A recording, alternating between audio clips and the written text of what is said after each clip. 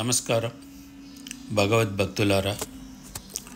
ఇది వడపళని అరుள்మిగు వడపళని ఆండవర్ కోయిల్ చెన్నైలో కోయంబేడుకు దగ్గరలో వడపళనిలో ఇక్కడ వడపళని మురుగుడు వెలసి ఉన్నాడు. తమిళనాడులో 2 పళనీలని చెప్పవచ్చును. South Palani, north Palani. South పళనికి వెళ్ళలేని వారు నార్త్ పళనిలో అంటే ఈ వడపళనిలో సుబ్రహ్మణ్య స్వామిని దర్శించుకోవచ్చును. మనం ఎంట్రన్స్లోనే విఘ్నేశ్వర స్వామి దర్శనమిస్తాడు. ఇది గోపురాలు అంటే 4 దిక్కులు 4 గోపురాలు. లోపలికి వెళితే ఎక్కడ చూసిన స్కాంద పురాణంలో వచ్చే ఇది చూడండి. ఈరోజు తైమాస కృత్తిక విశేషం. ఇక్కడ నెమలీకలు అన్నీ అమ్ముతారు. అదేవిధంగా ఈరోజు దీపాలు పెట్టి దేవుణ్ణి మొక్కుకొని పక్కనే కోనేరు. ఈ కోనేరులో అంటే దిగేదానికి పర్మిషన్ లేదు. చూసి దర్శించుకోవని మనం చేతులెత్తి దండం పెట్టుకోవాల్సిందే. చూడండి, ఇక్కడ వచ్చిన భక్తులందరూ వాళ్ళ కోరికలు తీరేందుకు దీపాలు పెట్టి సుబ్రహ్మణ్య స్వామిని మొక్కుకుంటే వాళ్ళ కోరికలు తీరుతాయని వాళ్ళకు నమ్మకం. ఈ సుబ్రహ్మణ్య స్వామి గుడి సుమారు అంటే ఈ వడపళని గుడి సుమారు 1920లో రెనోవేట్ చేయబడింది. చూడండి, ఈరోజు మూల విరాట్ను దర్శనం చేసుకుని వీలు పడలేక భక్తులందరికీ మూల విరాట్ని అంటే ఉత్సవమూర్తిని బయట ఉంచి ఆయనకు పూజలు చేసి భక్తులు చూసే విధంగా చూసి దర్శించుకొని ధరించే విధంగా బయట ఉత్సవమూర్తిని ఉంచబడింది. ఈరోజు పూజలు ఈయనకే. ఏమంటే కార్తీక మాసం కృత్తిక చాలా విశేషం కాబట్టి అందరూ కావిళ్ళు, పాల్ కొడాలు అంటే పాల బిందెలు ఇవంతా తెచ్చి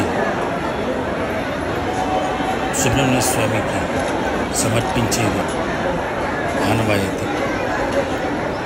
ఈ గుడి స్కాంద పురాణంలో వచ్చే సాంస్కృతిక చిహ్నాలలాగా తీర్చిదిద్దబడింది. ఇదో చూడండి, కావిడి తీసుకొని వాళ్ళు శూలాలు గుచ్చుకొని ఈ విధంగా వచ్చి సుబ్రహ్మణ్య స్వామికి వాళ్ళు కోరికలు తీరిన తర్వాత వాళ్ళు చెప్పింది సమర్పిస్తారన్నమాట దేవుడికి. ఇదో చూడండి, లోపలనే మీనాక్షి అమ్మవారు, ఆరుముగ స్వామి, అరుణగిరినాథర్ స్వామి. ఇది అరుణగిరినాథర్ స్వామి ఆలయం. చూడండి, అరుణగిరినాథర్ స్వామి ఆలయంలో అంటే లోపలనే ప్రాంగణం లోపలనే ఉంటాయన్నమాట ఈ గుళ్ళన్నీ. ఈ ఆరుముగ స్వామిని దర్శించుకొని పక్కకెళితే మీనాక్షి అమ్మవారు ఉంటారు. అంటే సుబ్రహ్మణ్య స్వామి అమ్మవారు, మీనాక్షి అమ్మవారు పక్కనే. అద్దె చూడండి, ఈ గుడిదా మీనాక్షి అమ్మవారు. ఫోటోలు తీసేదానికి వీడియో తీసేదానికి పర్మిషన్ లేదు. ఇదన్నమాట మూలస్థానానికి వెళ్ళే దారి. ఈరోజు ఎక్కువ రష్ కాబట్టి మూలస్థానం చూడని వీలు పడలేదు, దర్శించుకొని వీలు పడలేదు. ఇది ఆ స్థల వృక్షాలు.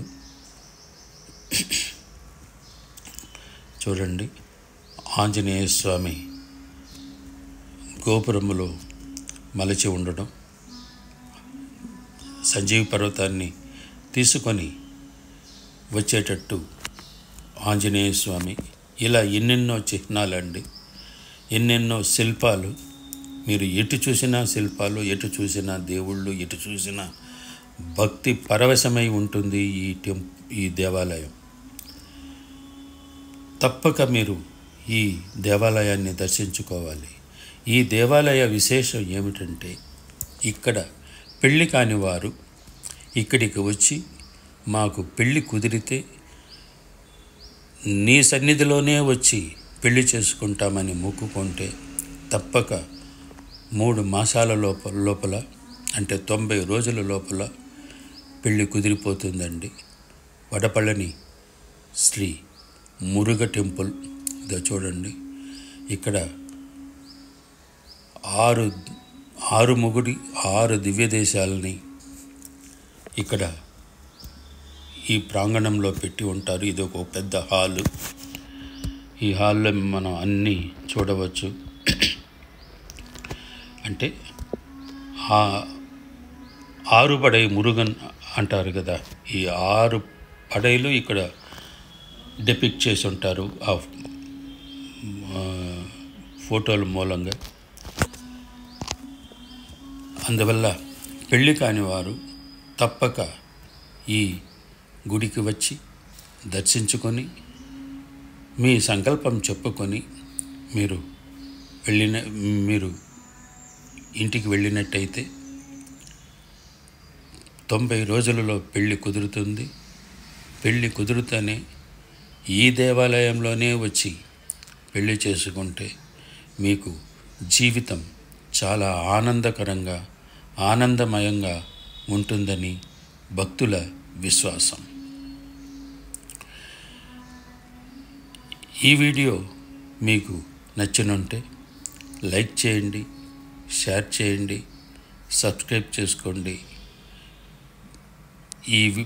ఈ ప్రదేశానికి వెళ్ళే దారి ఎలా వెళ్ళాలో చెప్తాను.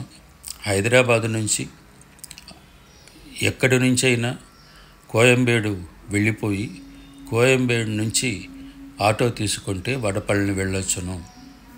Thank you.